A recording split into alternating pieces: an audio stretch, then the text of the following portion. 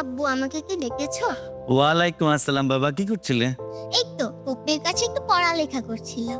বাহ, very good. আজকের মতো কি পড়াশোনা শেষ? ক্লাসের পড়া শেষ, এক্সট্রা পড়া পড়ছিলাম। তাই তুই কি পড়ছিলে? ক্লাসের পড়া শেষ করে ফুপি আমাকে এক্সট্রা পড়া পড়ায়, গল্প শোনায় এবং সূরা মুখস্থ করায়। বাহ, মাশাআল্লাহ।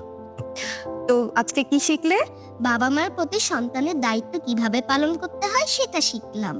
মাশাআল্লাহ। তো বাবা আর কি কি শিখলে আমাদেরকে একটু শেখাও। বাবা শোনো, তুমি যা যা শিখবে মনে রাখবে, সব সময় নিজের মধ্যে শুধু সেগুলো না রাখতে। তুমি যা যা শিখেছো সেগুলো সবার মাঝে বিলিয়ে দিতে। আজ শিখলাম পিতামাতার প্রতি খেদমত করা ফরজ এবং তাদের প্রতি কৃতজ্ঞ থাকা ঈমানের অংশ। আর তাদের প্রতি বিনয়ী এবং নম্র এবং শ্রদ্ধাশীল আচরণ করা, তারা অসুস্থ হলে তার সেবা করা এবং তাদের সাথে কখনো খারাপ ব্যবহার করব না, আর তাদের জন্য সব সময় দোয়া করব। মাশাআল্লাহ। সূরা বনী ইসরায়েলে স্পষ্ট করে বলা হয়েছে, তোমার প্রতিপালকের আদেশ, তাকে ব্যতীত কাউকে ইবাদত করা যাবে না। তোমার পিতামাতার প্রতি শ্রদ্ধাশীল হও। তোমার জীবদ্দশা যদি তারা কখনো অসুস্থ হয়, তাদের সেবা করতে যে কখনোই বিরূপ আচরণ ও বিরক্ত হওয়া যাবে না, তাহলে প্রচন্ড রকমের গুনাহ হবে। তা বাবা, এই আয়াত থেকে তুমি কি শিখলে? কি? এই আয়াত থেকে শিখলে তুমি তোমার পিতামাতার প্রতি শ্রদ্ধাশীল হবা এবং তুমি আল্লাহর কাছে অনেক দোয়া পাবা।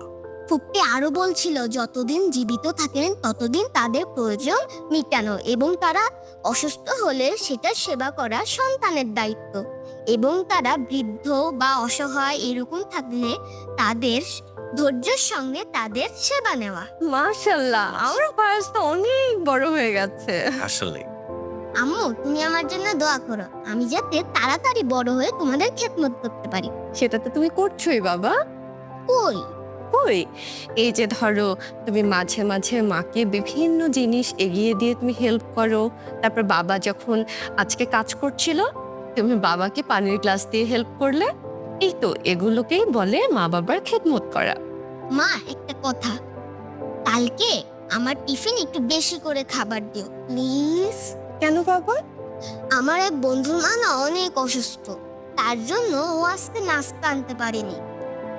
আমার টিফিনটা আমরা দুজন শেয়ার করে খেয়েছি। মাশাআল্লাহ, এটা তো খুবই ভালো কথা বাবা।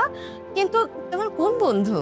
না না, বলা যাবে না, তার নাম বলা যাবে না। সেই দিনই তো দাদু শিখিয়েছে, কারোর উপকার করলে তার নাম বলা যাবে না এবং সেই উপকারের কথাটাও গোপন রাখতে হবে। ঠিক আছে, তোমার বন্ধুর পরিচয় দিতে হবে না। আমি কালকে তোমাকে